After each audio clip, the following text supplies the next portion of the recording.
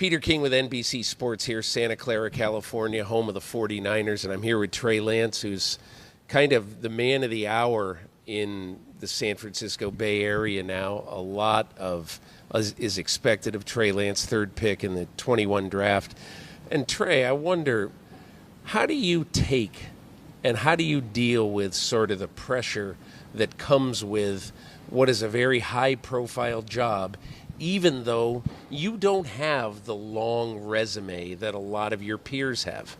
I think for me, I put that pressure on myself. I don't worry about, respectfully what you guys say. Anyone in the media or anyone outside our building, I know I've said it, a million times, but I really mean it when I say the only opinions that matter are the guys in the locker room and, my coaching staff. Anyone outside of that, has no impact on me at all. So, I put that pressure on myself to not let the guys, on my team down. You're in a bit of a strange situation in that, when I come here today, I'm having a conversation with John Lynch. I ask him about Jimmy Garoppolo, and he points out the window, and he said, there he is right there, and he's working out, rehabbing and working out by himself. And then you guys go out to practice, and Jimmy is not there. So he's still on the roster, but he's just kind of doing his own thing. Has it felt weird to you that the guy who led this team deep into the playoffs last year is sort of the forgotten guy here? No, not for me, honestly. Like I've said it again, Jimmy's been a big brother to me. He was great to me. He could have done a lot of things to make my life harder, a lot harder than it could have been last year. But he taught me everything. Any question I asked him, he had an answer to. Never held anything back from me. Like I said, just a true big brother to me. So for me, I'm excited to see him healthy again and excited to see what he does in the future. So when you talk about Jimmy Garoppolo and he talks about you, it's always very good. He's helped you a lot. I wondered, when you look at him, what would you say are one or two of the things that you've taken away from him that he's helped you understand about being an NFL quarterback? And I think, right, what you said right there, just everything about being an NFL quarterback, how he handles himself on the field and off the field, a true leader, a true pro, in the locker room, him watching tape, everything.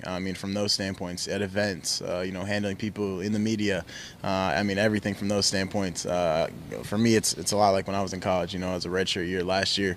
I got to take everything in, soak everything up, and he was, obviously a great person to learn from. Right now, is it something that sort of gets you excited that you were expected basically to take this team, take some lumps along the way, and it's your team right now? How does that make you feel? Super excited. Obviously, we got, very special roster, awesome group of guys on the offense, some new guys that came in that are going to be huge for us, making plays, and, the talent we have on this roster, specifically on offense. I'm excited to, get those guys the ball and see what they do with it. You formed a bit of a tighter bond this offseason with Brandon Ayuk, I understand. Tell me about your relationship with him, what you think that's going to mean for your on-field work together. Yeah, we got to spend a lot of time together, got to live together for a few months in the offseason. For us, just getting to know each other better, not only on the field, but, Brandon had an incredible offseason. The way he came to work every single day, not only on the field again, but taking care of his body, the mental reps, everything from those standpoints. He wanted to separate himself, and I think he's going to do that this year. Something that not a lot of people know is last year in the final preseason game, you broke the tip of your throwing index finger, correct? Yep. Yeah. And so even though it healed and you're able to come back, you really couldn't use that index finger the way you would normally want to use it. How much of an impact on you did that have? And then how did you sort of relearn after getting some bad habits last year? What did you do this off season to sort of relearn how to throw the football correctly?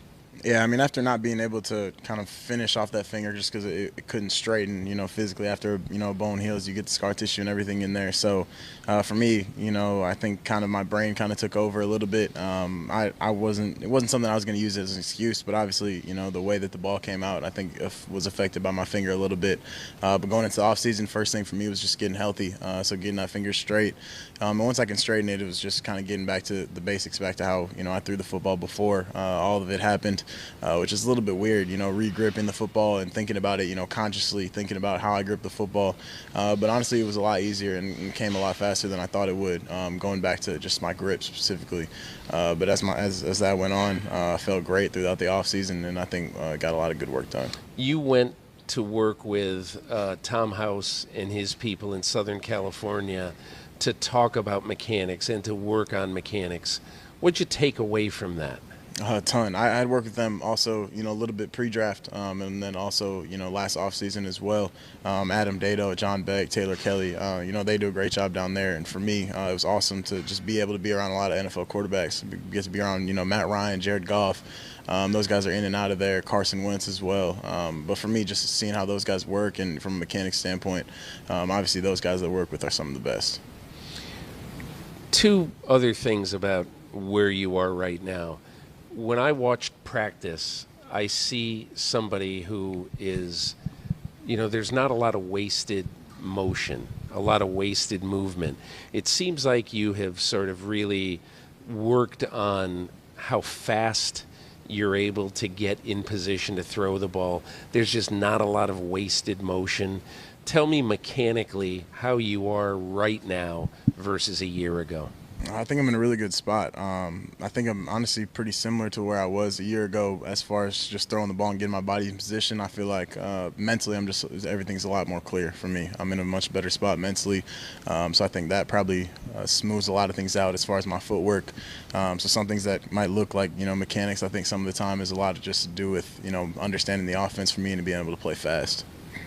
What is the biggest key to you having success? Like when I watch you play, I think one of the biggest keys is really honing in on not only your mechanics, but where your body is in relation to when you start throwing the ball, your accuracy, because a lot of that, it isn't just having arm strength, it's getting in position to throw the ball, perfectly, like a Ryan or a Tom Brady. But tell me about your view of your accuracy right now and whether you think it's going to be good enough. Yeah, I think I'm in a really good spot right now. So I'm excited. I feel confident, excited for this year, and I know these guys are going to make a lot of plays around me. Last thing. So as somebody who grew up in a fairly small area of the Midwest, you went to North Dakota State. What has it been like for you to adjust to a big city, gigantic expectations, huge stadiums, all that? Is it different? Do you try to tune all of that out, or what sort of factor has that been, all of that stuff been in adjusting to life in the NFL? Yeah, I think, just moving to California hasn't been as big of an adjustment as I thought maybe, probably because the weather's so nice every single day. You don't have to worry about the snow, don't have to worry about the rain very often. And as far as football, between the white lines, football is football. So for me, the whole big stadium, big crowd, and everything like that, I put just as much pressure on myself, as I was at North Dakota State as I do right now. Kyle Shanahan told me, I like coaching Trey Lance. You like playing for Kyle Shanahan? Without a doubt. No one I'd rather play for. Trey Lance, good luck this year. Hope it works out. Appreciate you. Yep. In Santa Clara, California with Trey Lance, I'm Peter King.